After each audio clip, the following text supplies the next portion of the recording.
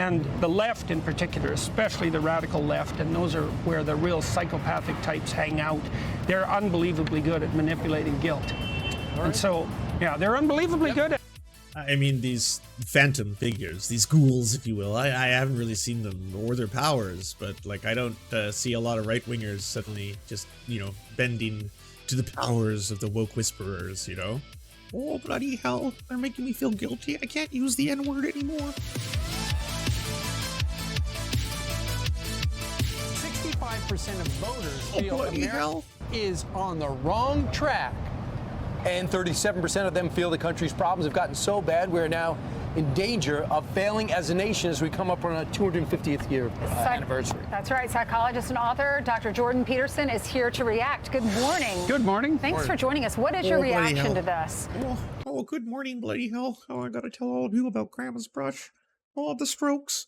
Well, I think if you spend 40 years demoralizing people, that it works. And we've spent probably more than 40 years. Since the mid-60s, we've been on a campaign to demoralize people.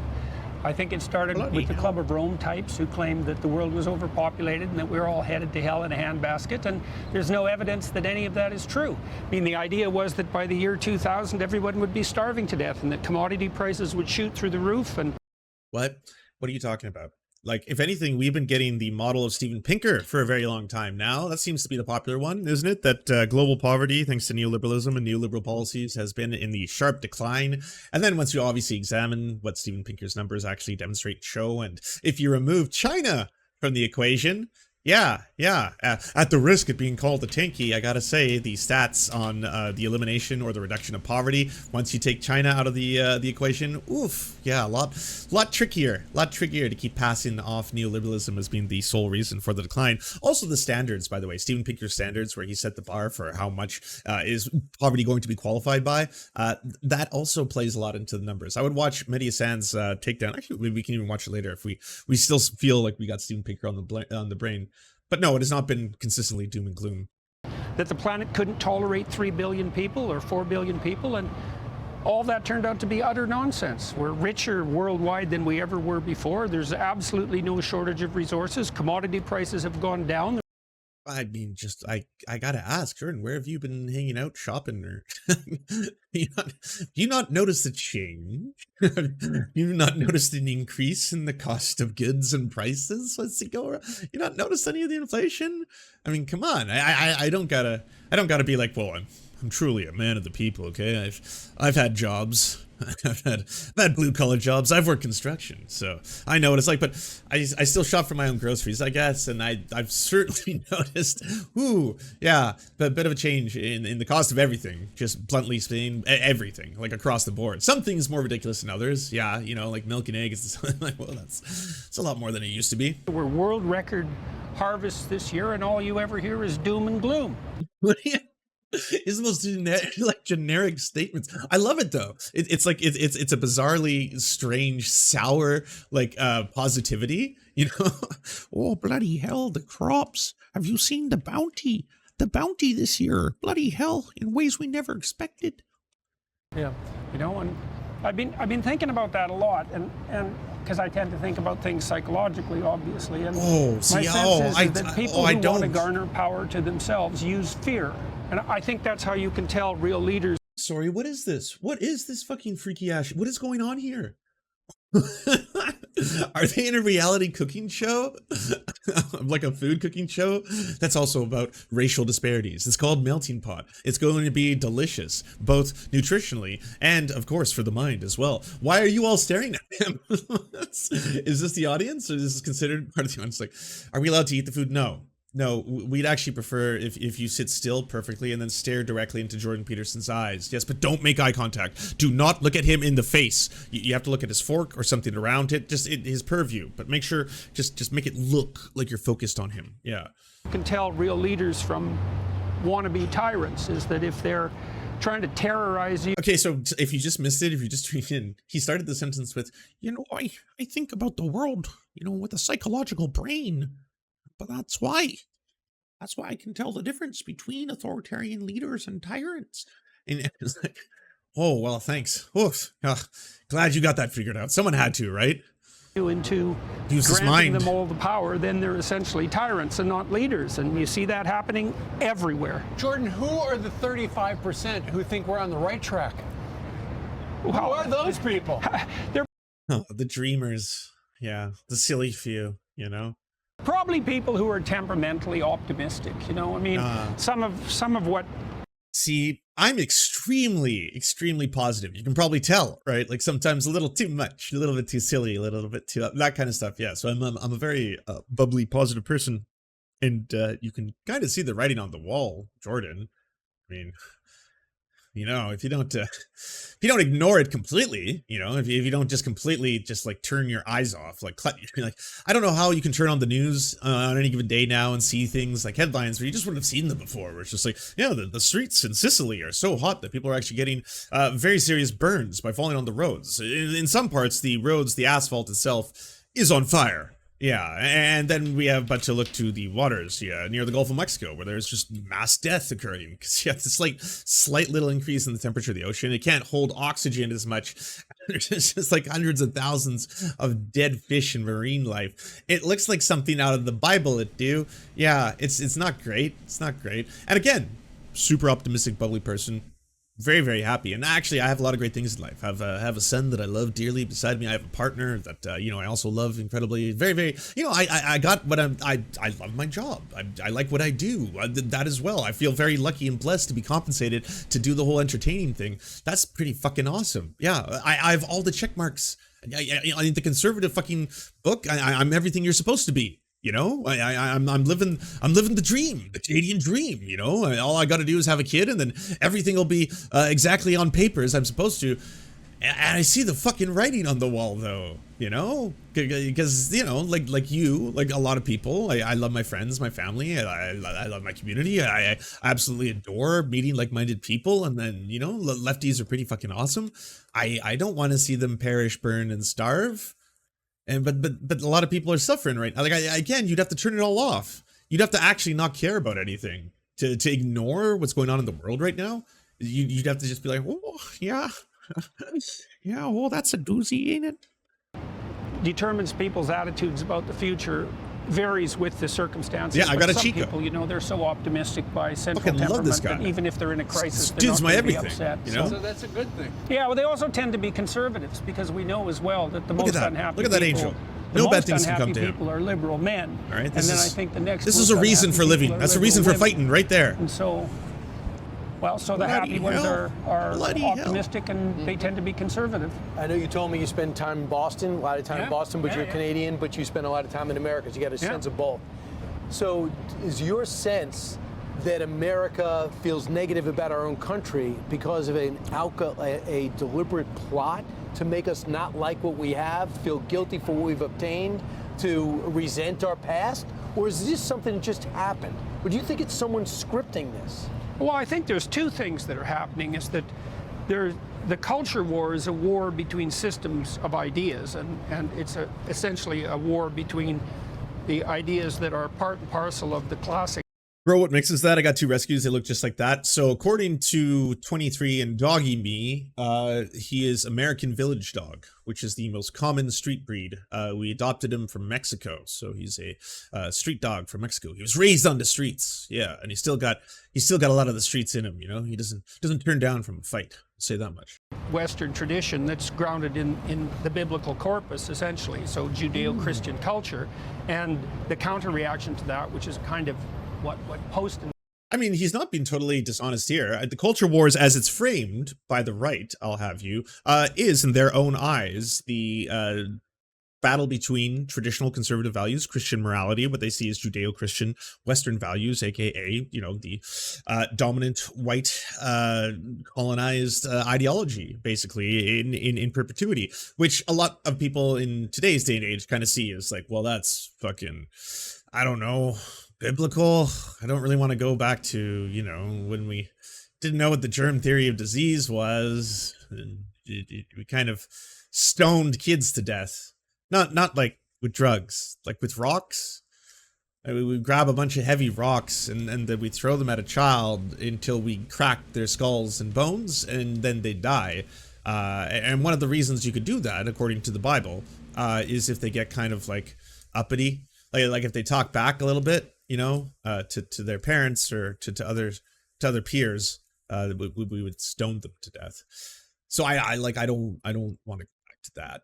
I'd rather we have more meaningful existence, I guess. Enlightenment Marxism, and so you have a war between two sets of ideas, but then you also have people who are acting directly in, you know, a quasi-conspiratorial manner, the Club of Rome types, for example, from the 1960s, who decided back then that, like as I said earlier, that the planet is going to hell in a handbasket and that something has to be done. Jackson Hinkle wants porn banned. China has banned porn ever since its communist revolution in 1949, says Jackson Hinkle. About that emergency, and so we're the problem.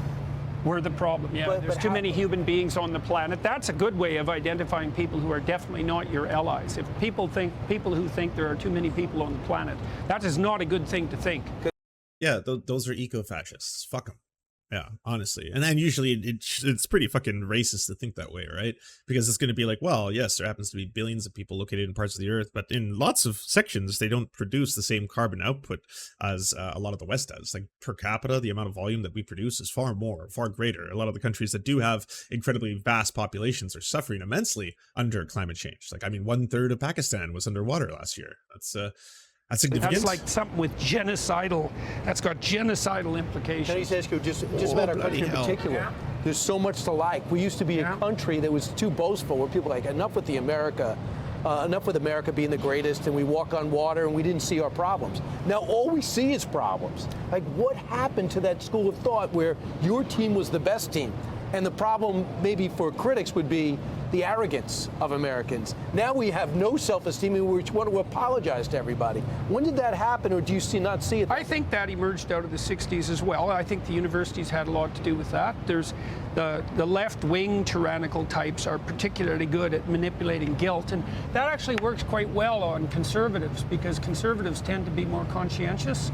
And so this is just utter and complete nonsense. The left-wing fucking authoritarian types. so if you accuse and the conservatives listening and paying attention to them, what? Has? a conservative of moral impropriety on the guilt front, they're likely to take that seriously.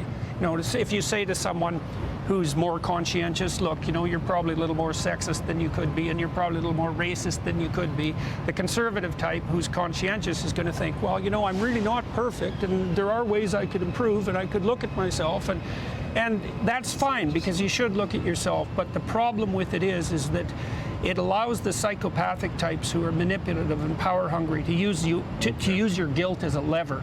And the left in particular, especially the radical left, and those are where the real psychopathic types hang out, they're unbelievably good at manipulating guilt. And so, yeah, they're unbelievably good at. I mean, these phantom figures, these ghouls, if you will, I haven't really seen them or their powers, but like I don't see a lot of right-wingers suddenly just, you know, bending to the powers of the woke whisperers, you know? Oh, bloody hell, they're making me feel guilty. I can't use the N-word anymore. You know, and everybody's got something to feel guilty about, which is also something that tyrants know. And so, not Ainsley. Yeah, no, that's good. It's good. It's good to be perfect. Of my sins. Yeah, that's good. Been plenty. Yeah, have you repented or have you quit indulging? I still can't apologize. Quit indulging, and I think. Sorry about that. This is not about me, Dr.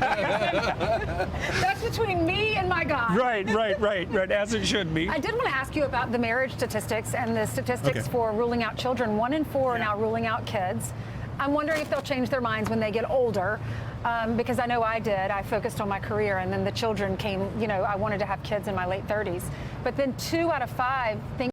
Oh, that's like the final boss of Jordan Peterson's.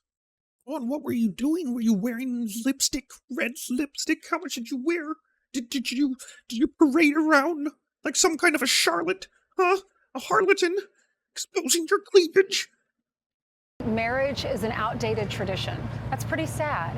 Yeah, well, I mean, if you convince young people, as we have, that the planet's going to hell in a handbasket, and that there are too many people, and that your children do nothing but produce excess carbon dioxide, and that you're contributing By the way, these are all made up fucking these weird specters of the left that he's haunted by. They're not real. There's not a like group of leftists who are just like, yeah, there's too many human beings on the planet, which is why we need to like destroy it all, and we hate wealth, and we hate any form of like, you know, compensation, and we hate money. We despise money. We want to burn money. Like again, it's cartoonish.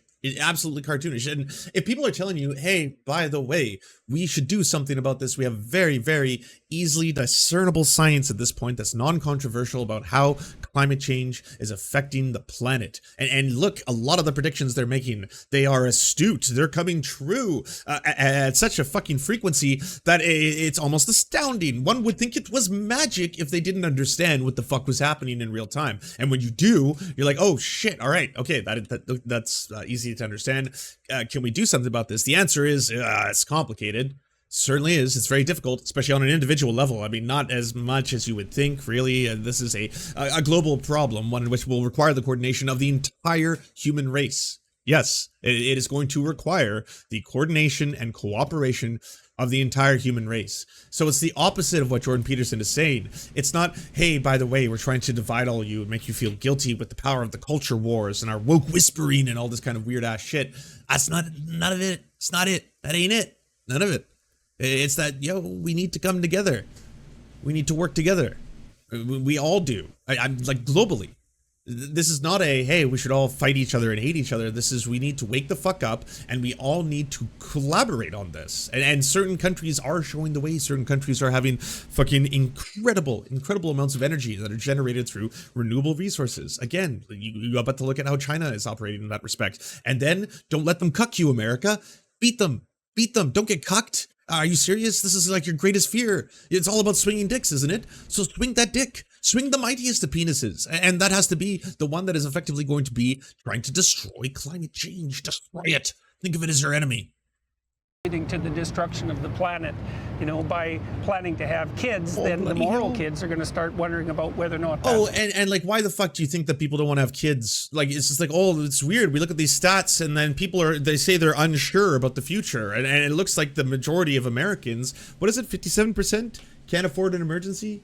Yeah, 57% of Americans can't afford a $1,000 emergency expense, says a new report. A look at why Americans are saving less and how you can boost your emergency fund. And a lot of the things are the kind of stuff that, like, it's dystopian. When I hear it, I'll hear radio shows in Canada that talk about, like, well, because of inflation and the price at the pump and how life is really hard right now, we know that you're suffering. And so we're going to tell you how to prepare the potato. Yeah, that's right. The potato now is the star in your kitchen. Make sure that you find exciting new ways to serve potatoes because they're very nutritious and filling, and that you can entertain a party of guests on potatoes. And like, I'm not here to shit on the potato. I love fucking potatoes. Potatoes are fucking delicious. But like, when I heard that on the CBC, it was so dystopian to me, because like, rather than actually report and do can we not point the fingers like, oh, we're all trying to find out who did this, right? We're all trying to find the people responsible for this. And it's like, inflation never gets fucking levied upon monstrously huge corporations. And governments never get blamed by the right or the left, for that matter, for constantly subsidizing this or reducing the amount of taxation that should be on these fucking monstrously profitable companies. They are generating vast amounts of wealth, and like, yes, I'm sorry, they are not being taxed adequately. Look at what the tax rates used to be back in the day compared to what they are now. It's fucked. It's absolutely fucked. And so to constantly be like, yeah, the average American isn't saving. I mean, first we had all those pesky millennials. All of you just loved avocado toast so much that you stopped saving. And then apparently a lot of you were listening to that dreaded hip hop. Yes, and you were wearing baggy jeans and things like that, and you weren't putting money away. No, none of you were saving. And now it's like, well, the Zoomers are growing up in even tougher times. What a surprise that they are living with their parents for much longer, and they are getting married much later. Getting married is fucking expensive as fuck, no matter what the scale. If you want like 20, 30, 40, 100 people to be with you, and you want to provide food for them, provide booze for them, have a party, everything is suddenly 10 times the cost. They're very, very fucking expensive. It's no surprise that Americans are not getting married as younger or as frequently. And it's also no surprise that they're not having kids. In America, having a kid can fucking bankrupt you, you know? Like, there's a lot of places in the United States where you can't have kids because you can't afford them, because you don't have health care. And having a child is going to be like $6,000 or $7,000. If 57% of the country can't afford a $1,000 emergency, how are they they going to afford a birth? A fucking birth, yeah. And I like, it shocked me to learn that as a Canadian, because it's just like, wait, you got to pay for that out of pocket? Some people do. Millions. Yeah, millions of Americans, potentially. Yeah, so that whole thing. And then, you know, heaven forbid things like Plan B, that's a sin. Condoms, those are sinful. Yeah, I mean, birth control, what? Give dames control of their own menstruation. Nah, see? We got to keep them locked up, see? Appropriate, and then the irresponsible. And that's why, like, all of this, all of right-wing, and I'm sorry, a lot of liberal media, it all just serves to distract you. That's the whole fucking song and dance over and over. Why are people getting mad at nonsense, at children's toys? Oh, is Lego woke? Is Star Wars woke? Oh, is Dr. Seuss woke? Is Mr. Potato Head woke? Is it non-binary potato thing? Oh my god. Five Guys, what about 5 non-binary people? Oh, the whole country is evolving. Barbie is woke. Like, yeah, if you think about that shit all day, maybe you'll not question any of the actual systems of power. That, yes, maybe you will focus on the fucking, mixed potato head destroying civilization, or the fact that you have to now attack trans children because they are destroying civilization or something. I don't know. Seems very fascist, but either way, let's go through with it. That's the whole point of all this. To get that Fox and Friends, Fox in the morning. Oh, sip your coffees, you fucking boomers. As Jordan Peterson tells you about how the cancel culture is coming for civilization. Kids have an extra reason for not doing anything that's vaguely mature. The problem with that is that, well, what the hell is the alternative? I mean, people who are... Yeah, I don't think people realize how expensive children are just across the board. People think like, okay, well, when you have kids, you got to basically feed them and clothe them and take care of them, and then you have to spend time with them, of course. But it's like, how do you afford any of that? Well, you have a job, and most likely you'll both need a job. Both parents need to work in today's economy, so they're both going to have jobs. Those jobs are going to require 8 hours of their day, Monday to Friday, at a minimum, kind of idea. Where do the kids stay during that time? Until they can go to school, they're going to need some form of care, daycare, stuff like that. And are you going to be in a place that has parental leave? Are you going to be in a place that has pat leave, that has mat leave, that has any kind of social safety structure at all? If you happen to be a single parent, if you're a single father, if you're a single mother, are you going to be able to get help with that? All of that is going to begin to consume you, and that's not even beginning to talk about spending time with your child as you should, because like loved kids produce better results. Children who grow up in stable families that have loving parents will become better and more well-adjusted adults and contribute to a more positive, happy society. That's what everyone wants, so we should try and help them along the way.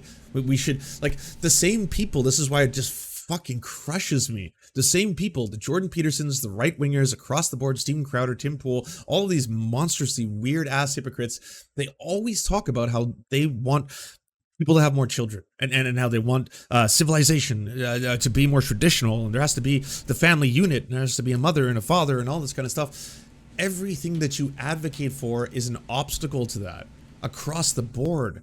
Like, if you want people to grow up in better homes and you want them to have better lives, then they have to have safety and security in their workplace. They have to have work benefits and healthcare. They have to have access to parental leave for their kids. They have to have educational systems that are going to do not only elementary school, but beyond, so that they can get either jobs, training, or some form of higher education, university, in order to enter higher tier elements of the workforce. And yes, you do want more doctors and nurses and teachers. They are fundamental to a healthy, functioning society. All of this across the board is necessary, but they just want to keep you fucking distracted about childish shit. And literally childish shit. I mean, it's usually focused around fucking children's toys of your yesteryear that you have nostalgia for. And it's like, yeah, did you know that Michelangelo is bisexual now? And you're like, no, I don't watch kids cartoons anymore. Yeah, Michelangelo's fucking bisexual now. You see this? Fucking wokeifying the Teenage Mutant Ninja Turtles. Oh, God, I'm so mad. I wasn't planning on watching the movie, to be honest with you. I mean, maybe I'll check it out now because you're so angry. Like, you're like shitting yourself right now. Okay, maybe I will go watch it. I'll be honest, I'm just like a fucking Barbie character right now. I had no interest in seeing Barbie when I heard it announced, when it was being produced, when I saw photos of it, as the whole hype was going. I had zero. My interest was at zero. I was just like, yeah, cool. I'm sure that'll be an interesting project that'll, in one way or another, move the culture. And then seeing how mad and melting down all the right wingers did, I was like, I gotta go see this in theaters now, and I loved it. It was a ton of fun. Yes, it's problematic. Yes, they do have that very racist joke in the middle of it that fucking, why wouldn't you please, white people, stop making light of indigenous genocide. Don't do that. That's wrong. But it did not over consume me. But yes, it's fucking funny. It's funny as fuck. It's really funny movie. I would not have watched it had it been not for all these meltdowns. Alone, especially involuntarily, they just go crazy, right? Because we all need people around us to Ben tap Shapiro us into alone, shape. That's millions of dollars actually of how we advertising. stay sane. I think some people are just staying in relationships and not getting married. You look at the statistics, divorce is 50%. It's even higher than that in the church. Yeah. Well, but again, why would this be happening? Why are there so many people not getting married? So many people breaking up? So many people getting divorced? Why are people not having as much sex? Why aren't people having children? What is the cause? What could it mean? Like, all of those things require you to have a stable life, to have better outcomes in, you know? That to you and your wife, or you and your partner, or you and your husband, or you and your non-binary marriage associate, whatever you want to call yourselves. Do you have stress in your lives? Do you worry about work? Do you worry about getting fired? Do you worry about like someone effectively either replacing you, a machine replacing you, becoming redundant? Do you have to work multiple jobs? Do you have to work and become an Uber driver when you're done one shift before you move on to? Are these all things that, like, yeah, it's probably going to have a lot of stress that will affect multiple aspects of your life, including your sex life. Let alone now, do you have a child? Do you have to worry about raising that child? Do you have to worry about whether or not your healthcare is adequate enough to be able to take care of your own kids? Do you have to decide between whether or not sometimes you can have certain kinds of expenditures, eating out, stuff like that? Or do you have to take care of your kid and pay for like all of these things? Yes, they are big responsibilities and they should be taken seriously. But it's just like the same people who want it don't want to help. Like, all of you are constantly, like, talking about this shit. It's your bread and fucking butter. This is traditional conservative values, the family unit, the nuclear family, you know? But you don't give two fucks about it. yeah, well, people also will assume that, what is it? The unmarried people who stay together make a big mistake because they never commit formally to each other. And there's a strange idea lurking under that, because to me, the process of living together means something like this. So, you know, if I tell you, well, we'll move in together and see. This is so weird. Yes, indubitably. How it goes, because that's what you mean when you say, let's move in together. What is this? You're basically saying Nightmare. something like, well, we'll take each other for a test run like we might with a used car, but we're each going to keep to ourselves the possibility of shifting upward if we can. Oh, you must have been a fucking delight in the dating scene there, Jordan Peterson, eh? Oh, come over here, baby. Yeah. Oh, well, you know, I don't want to test out the oil and make sure that the gears are all functional beforehand.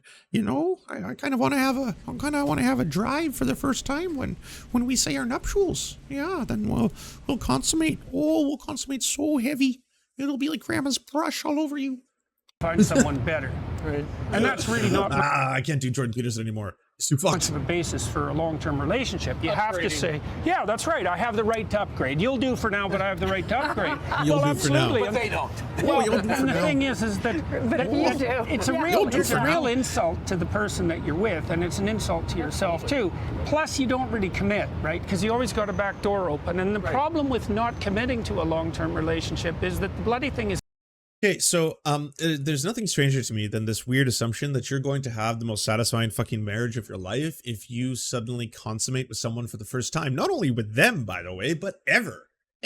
The first time you ever fucking have sex is going to be on your wedding night. Do you know how weird this all sounds? Like, this is biblical tier. It's very strange. It's like, yes, it required the unification of two powerful families, and then the daughter was sold off, and then the husband would take his wifely duty and consummate with the bride, and 30 seconds later, you know, she would be inseminated, and thus the birth of the child that may kill her begins. Like, no, you're gonna have way better sex if you have sex with someone you enjoy having sex with. The only way to find out is to have sex with them. I know. It's a shocker. Absolute surprise. Going to fail unless you're all in, because life is very difficult, and with something like, you know, a relationship that's supposed to span the decades, if you're not all in, it's not going to work. Except for Goldie Hawn and Kurt Russell. Exactly. When you keep your eye on the Hollywood exit. figured it Yeah, out. right. gotta Well, wait. that's right. If there's any back door at all and any reason to take it, you're going to take it. So, Sure. like, if I know I can leave you, then No. Yeah, what, men just won't be able to control themselves? I feel this is a bit of misandry, if I do say so myself, right? Oh, there's a back door. You're gonna, oh yeah, you'll cheat on her all the time. Oh, every bloody pussy that comes your way. I'm not going to have to discuss anything difficult with you. But if I know if I'm stuck with you for the rest of my life, I better sort things out. Then I might have enough gall I have another to do theory, that. though. So you need the carrot, do you? It's really the financial commitment, that aspect. It makes it more difficult, of course, but the divorces are messy. So yeah, then I know I gotta work things out, I guess. We got no choice, right? You always want to give a contract to, you always want a player playing for a contract in the final year. Yeah, no, but this is love and marriage. Why are you doing it like a fucking sports contract? Like, I understand historically that's traditionally what this entire arrangement was. Yes, oh yes, fathers marry off your daughters and hopefully they be impregnated with a powerful son sperm. But we don't got to do this anymore.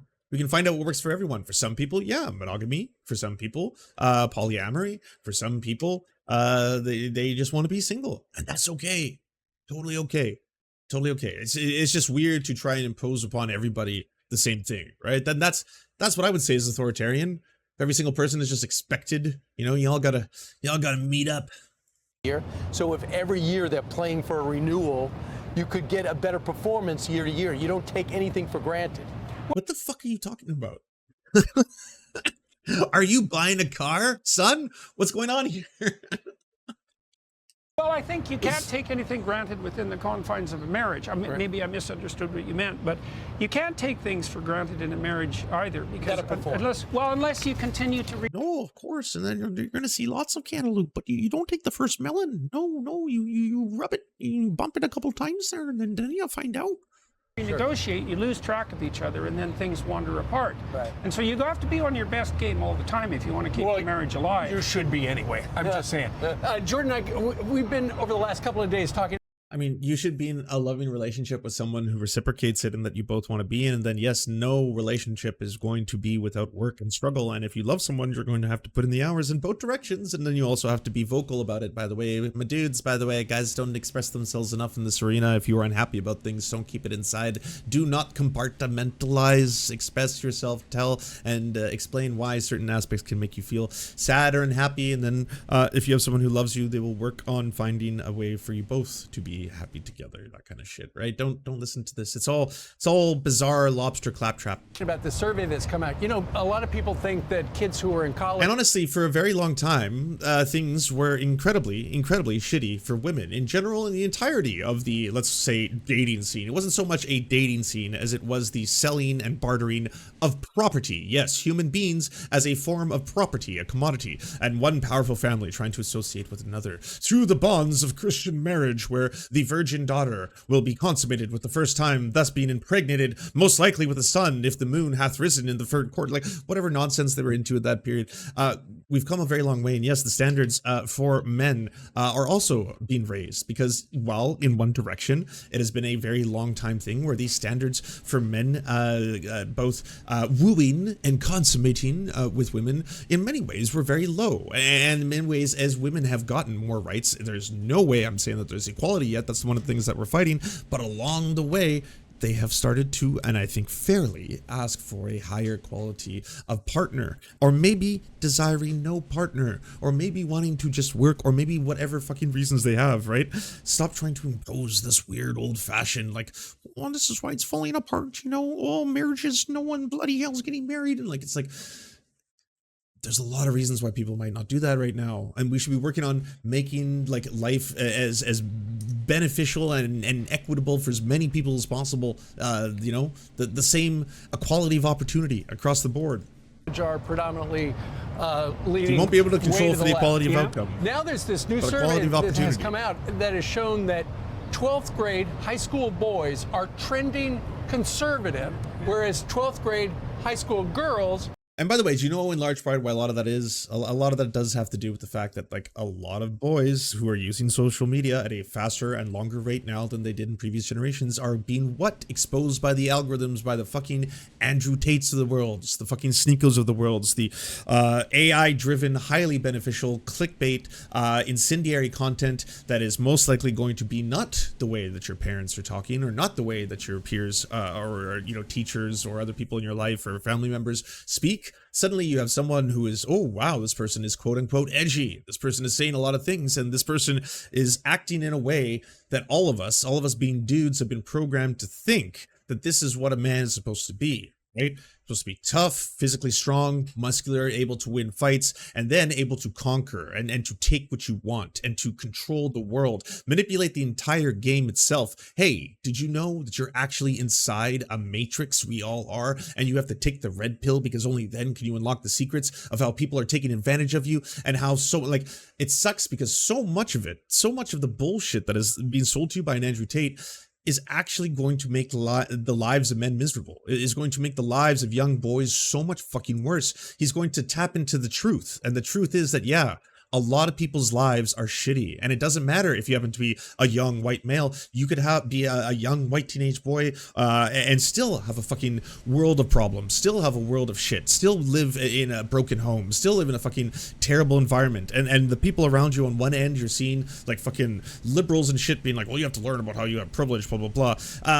In addition to that, if you're racialized, if you're like a, you know, a black teenager, you have to deal with all the additional fucking racialization that happens in, say, like Western society, how you'll be over-policed by cops, so you might not get jobs as easily if you have a non-white sounding name, all of that fucking bullshit. And then in addition to that, you're still told that, like, well, you know, as a man in society, though, like, you know, you're most likely going to be the privileged class and all this other, like, that's the last thing a lot of people in bad positions want to hear. So boom, an Andrew Tate comes along and it's like, oh, it's all fucking women, they fucking pussies, you be like me, fucking big guy, and all this fucking shit. And all of a sudden, like, oh, whoa, look, this dude has it all. He's hanging out with Instagram models. Yeah, he's super rich. He's making fucking a fortune through crypto and what is this, MLM? I'll learn about that later. But yeah, this shit looks fucking tight. Yeah, those people are gonna have broad appeal. The algorithms are gonna promote fucking misogyny because it's fucking currency. Misogyny is fucking currency on the internet, especially in social media. So yeah, Andrew Tate shit is gonna be fucking thrust into a whole bunch of young boys' algorithms and YouTubes and TikToks and all this kind of shit. And all of a sudden you got a lot of people believing that, hey, the very ways that I was told to be a man in society, this guy is selling me on the idea of it. He knows, he gets it, he understands something's fucking wrong because something is fucking wrong. But this problem is not simply, and has nothing to do with like, it's women, or that life is about, you know, women control everything and they're secretly trying to like ruin the lives of men, and that women are manipulators and they try to like fucking control us all with their pussies and shit like that. That's all lies and bullshit. It's going, like, they're scamming you. Those dudes are fucking grifter con artists who know how to make money. That is to fucking get a whole bunch of people to sign up for their shitty ass courses. Those shitty ass courses that sell the power to sell shitty ass courses. It's like, hey, yeah, you too can do what I do. Join my fucking MLM and then I'll teach you all the tricks of the trade. Get into crypto and fucking women are the enemy. What does that lead to? Like, it leads to very fucking unhappy men and fucking miserable generations of boys who are going to grow up thinking like, oh yeah, this is the secret. This is how I unlock this shit. Are trending to the progressive side. Yeah. So why suddenly are these young men about to enter college or the workforce or whatever becoming more conservative? You know, because they've been listening to Joe Rogan.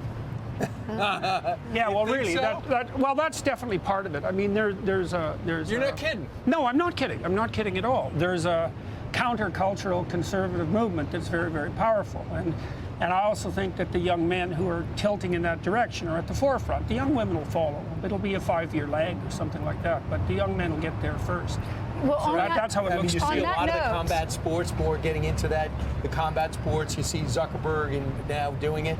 A lot of people trying to, all right, if society's trying to feminize me, I'm going to push back in some other way. and they might be finding the conservative movement for that. Yeah, well, there's some danger in that too, because there are people who are more extreme on the sort of pro-masculine side. Like Andrew Tate, people like that sort of spring to mind, that become attractive to men that are being like feminized in the manner that you described, and so. Well, on the note of what you were talking about, the pendulum swinging, when does it swing back the other way with schools and teaching sex to our children at an early age? A lot of people had a problem with what Ron DeSantis did down in Florida.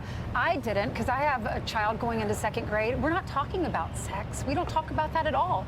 She just knows God puts a baby in a mom's tummy. I think what's happening in the States is that the answer to the problem of sex education in schools is we'll just take our kids out of the damn schools. I think the whole system will collapse. I also think if the Republican governors had a lick of sense, it's like, you're just gonna deny your kids proper education or any access to education because you've got a lot of weird hang-ups about sex and then sexual education. Terrence Bogarts, thank you, I appreciate it. That's fucked up. The forced feminization, that part is true. He's actually 100% accurate about that, and that is the project, broadly speaking, of the left. When you meet leftists or leftism, that's what they all want. especially with regard to long-term planning, that they would take teacher certification away from the faculties of education. Because the faculties of education are, what would you say, they're sort of rotten central in the university system, and they have a complete hammerlock on teacher certification, and therefore, a grip on the whole education system. So just real quick, because I want you to talk about your online university, starting with your daughter. Well. Wait, what? He's got an online university? I'm not very happy with what the universities have done over the last, let's say, 20 years. Which you've been part of. Until about... Oh, bloody hell. Look at this. Jordan B. Peterson presents Jordan Peterson's new online university. And then with my daughter, Michaela, I've started this Peterson Academy, and our plan, we want to drive the cost of a bachelor's degree down to $4,000. We've got 30 professors on board so far. Oh, this is the same one? I think we covered this like almost a fucking year ago. Could be wrong with that. I've been able to identify stellar lecturers from all over the world. This was 5 months ago, but this is when you uploaded. When did you appear on the Joe Rogan? This is on the Joe Rogan podcast, and that's when he wore his fucking, his Two-Face costume. I've been able to identify stellar lecturers from all over the world. They give 4 2-hour lectures on... Yeah, I saw Ben Shapiro's new show, Facts. Just facts. Facts, no feelings allowed. Whatever they really want to teach about. Oh God, what the fuck happened there? This is your audio. The rule is we'll put an audience together for you in the studio. I hope you don't teach like audio engineering classes, because I want you to teach what you love at the edge of your ability. We'll offer that to as many people as we possibly can. We're pursuing accreditation. What we'll do is take 2 or 3 of those 8-hour lectures, bundle them together. That'll give you 1 university credit. And we've developed a good app. Is this accredited at all? Is any of this accredited? Like, I feel like this is just an online course that you're selling that, sure, you could add it to your job application, but see what they say. It's like, okay, it says here that you had 6 years work experience in retail. Yep. And then you attended the University of Dr. Jordan B. Peterson. Dr. Jordan B. Peterson. Yes. It's an online university. Oh, I don't know if we accept that. Adds a social sponsored by PragerU. People can discuss the lectures while they're watching them, and can make social contacts and maybe have meetup groups in different cities. And then we're gonna... Oh, this is never going to be accredited. No, you can't have the reputation of quackery that Jordan Peterson has at this point and expect to get an accredited university, an anti-woke university nonetheless. 6 years ago, Except in we're Florida. trying to put a system online, Peterson Academy, that will drop the cost of a bachelor's degree to $4,000. We think we can find the best lecturers in the world and bring them to people, and also get to the jank stuff. We're running out of time. I said I was going to go long today. I only streamed for 2 hours yesterday, and I missed all of you. But one last thing I will say about this. Key statistics on emergency funds and personal savings in America. Discomfort with savings is high. 57% of U.S. adults are uncomfortable with the amount of emergency savings they currently have. Fewer have no emergency savings. 22% of U.S. adults have no emergency savings at all, the lowest possible percentage in 13 years of polling. Growing debt is hurting savings. As of January polling, 36% have more credit card debt than emergency savings, a record high since 2011. 51% have more emergency savings than credit card debt. Emergency savings need a boost. As of December, only 43% of U.S. adults would pay for an unexpected emergency expense from their savings, with lower income households, women, and younger generations feeling less likely with their counterparts. Inflation, unemployment are to blame. As of December polling, 74% say economic factors are causing them to save less right right now, including 68% who say inflation is to blame, 49% up from last year, and 44% who say changes in income and employment are holding them back. By the way, to fellow leftists, this is the reality. This is like when you do mass polling on what are, like, you know, demographics in America or in a lot of the world right now, stating that this is the real world. And people who do their own fucking grocery shopping can attest to this and tell you that yes, everything is dramatically more expensive. Gasoline is more expensive. And there's a combination of factors that play into both why there's supply chain problems and why inflation is occurring. But one of the elements often left out of the discourse is corporate greed. And that is playing a very large factor in all of this. So all those right wingers, they are looking to distract you. Consistently distract you, and like, yes, a lot of liberal media as well. They're looking to distract you from what is actually affecting your lives, what is actually fucking affecting the core of where you spend half your day, which is your fucking jobs, your work. That's why if you want to look to victories, don't at the moment in the United States, yeah, there's not a ton in Canada when it comes to leftism, but in fucking worker power, holy fuck, right now it is an incredibly exciting time for unionizations, union pushes, people you know, trying to help each other out and to how to unionize, supporting union drives, the direct action that is coming from all that, and fucking there is certainly a lot of excitement to it. Keep it going, keep promoting it, keep quote tweeting it, keep sharing it, all that kind of stuff. Why do I always sound out of breath? I talk a lot for a living as well. Do you enjoy the Serfs but prefer not to have to use your eyeballs? Many are saying this. Well, we've got the solution for you. It's the Serf Times in podcast form, available on most major podcasting networks now. If you enjoy it, please consider leaving a good review and feedback because it really helps the show out, apparently, and it's free, just like the podcast. Thank you kindly to our Lord and Saviors Peyton L. Just and Xander Corvus. Without you, we are nothing. And now, a shout out to our Knights of the Square Table. Amazing Flesh, Anna Loves Riley, Adrian McCarthy, DM Rivera, Doug Cady, Everything Important, Hegbard Celine, Izzy Solidarity, La Media Panza, Matthew Scarborough, Multimondi, Nettle, Omni, Peanut Butter Blonde, Political Papi, Quiet 185, Rachel K, Riley and Anna, Roller Dragon, Kubi, Cernicus, Spinach Monster, Stellar Vision, Sebastian Demmel, Thomas, Trevbot EXE, Lucidry, Words Greenwood, Cheryl Alvarez, Tony Perkins, Thomas, O'Pecker, Travis McClinton, and Victoria Bell. Thank you so much. And a huge shout out to all the other people who make this entire show possible. Without you, it would not exist. If you can support us, please go to patreon.com/theserfs, and even $1 can help unlock all of the little goodies and help make this show entirely possible.